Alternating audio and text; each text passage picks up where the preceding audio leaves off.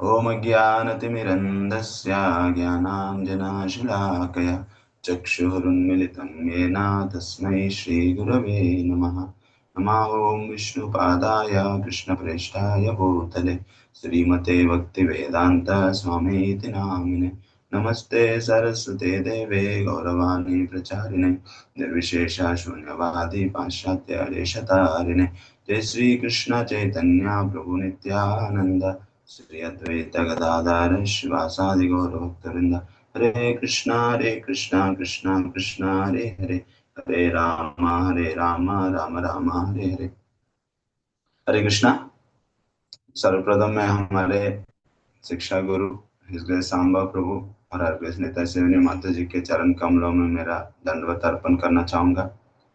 और इधर हमारे भक्त रिक्शा के senior most his grace Ram Ratan Prabhu और माता जी को, और रम्य विहारी प्रभु, आपके चरणों में मेरा दंडवत प्रणाम। और सारे जो वैष्णव इधर हैं उन सबके चरणों में भी मेरा दंडवत प्रणाम। और मैं दीपक प्रभु को भी मेरा दंडवत और मेरा ग्रेटफुलनेस अर्पण करना चाहूँगा, क्योंकि जिन्होंने ये सर्विस 3 साल से, may be more than 3 years, इतना अच्छा से ये सर्विस कर रहे हैं जपा टॉक का, असाइनिंग डिवोटीज और reminding them, so it's a very great service. तो उनके लिए मेरा ग्रेटफुलनेस है। तो आज के जपा टॉक में सब डिवोटीज को मैं स्वागत करना चाहूंगा।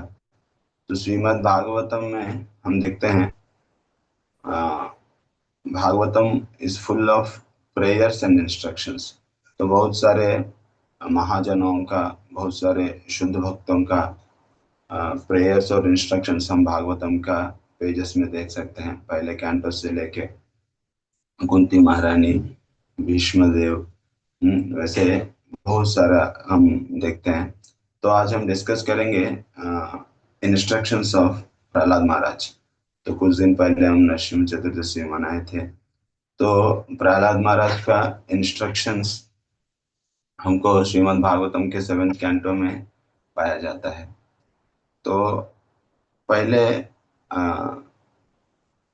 हम 7th कैंटो के 5th चैप्टर में जब हिरण्यकशिपु ने प्रहलाद महाराज से पूछते हैं, जब उन्होंने गुरुकुल से लौट के आते हैं, तो हिरण्यकशिपु जब पहले बार पूछते हैं आपको क्या अच्छा लगा है, आप इतने दिन अपना गुरुकुल में जो सुना है और जो पढ़ा है उसमें से आपको सबसे क्या अच्छा लगा है।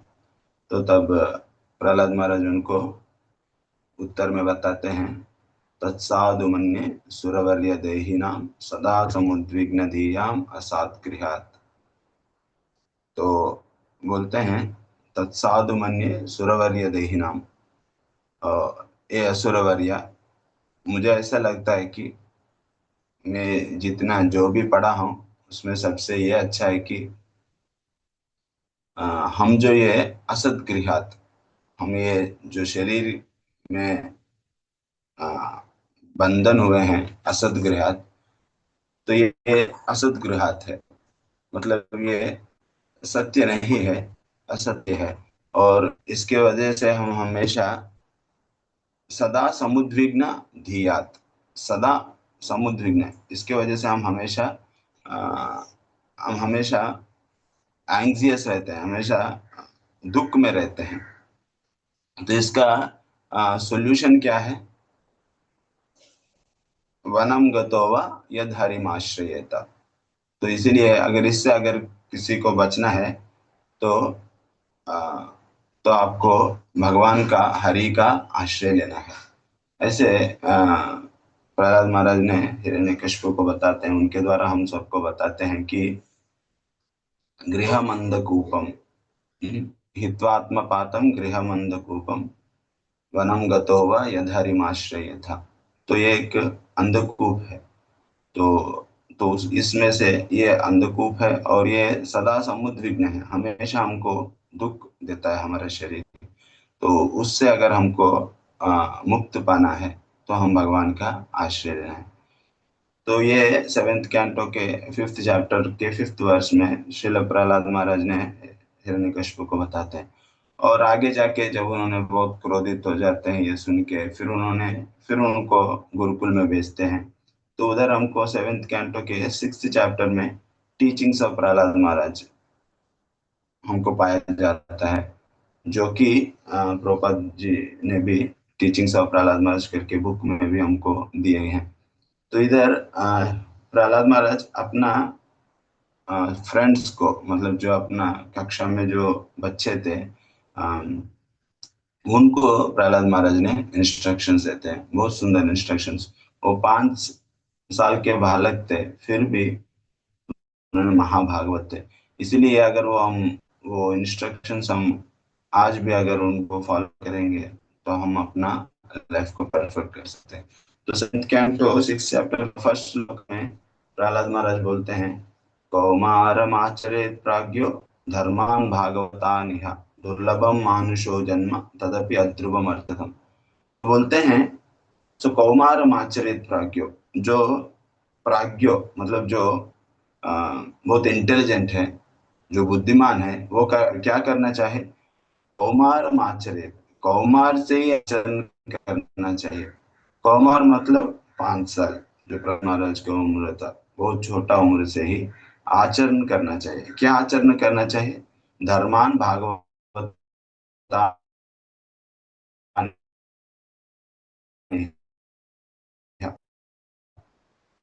भागवत धर्म का दुर्लभम मानुषो जन्म। तो ये जो मनुष्य जन्म हम पाए हैं, ये बहुत दुर्लभ है। दु मतलब बहुत कठिन, लब मतलब मिलना, तो बहुत कठिन से हमको मिला है, मतलब बहुत वेट करने के बाद, 84 लाख योनियों से हम लोग गुजरने के बाद, बहुत बहुत वेट करने के बाद हमको ये सुंदर शरीर मिला है, मनुष्य शरीर। तो इसीलिए ज्यादा समय इसमें व्यर्थ नहीं करना चाहिए, क्योंकि ये मिला है तो इसका फायदा उठाना चाहिए, ऐसे बताते हैं। कौमारम आचरेत प्राज्ञो धर्मान भागवतानिह दुर्लभो मानुषो जन्म तदपि अध्रुवम अर्थतम। बोलते हैं, क्यों हम लोग इससे ज्यादा वेट नहीं करना चाहिए, क्योंकि ये अध्रुवम है। अध्रुवम मतलब ये टेम्पररी है, मतलब ये कितना दिन, बहुत शॉर्ट लिविंग, बहुत शॉर्ट लिविंग मतलब बहुत टेम्पररी है। तो बहुत अ, कम समय रहेगा, तो इसीलिए हम इसका जल्दी इसका फायदा उठाना चाहिए। और अर्थदम, अध्रुवम अर्थदम, है तो ये बहुत टेम्पररी है, पर ये बहुत मूल्यवान है। वो बहुत कम समय ही मिलेगा, पर वो कम समय में भी हम बहुत कुछ पा सकते हैं। तो प्रभुपाद जी, वो क्या हम कर सकते हैं, अर्थदम मतलब इसका हम मीनिंगफुल बना सकते हैं। ये टेम्पररी है, फिर भी इसको हम मीनिंगफुल बना सकते हैं। तो प्रभुपाद जी ने परपोर्ट में लिखते हैं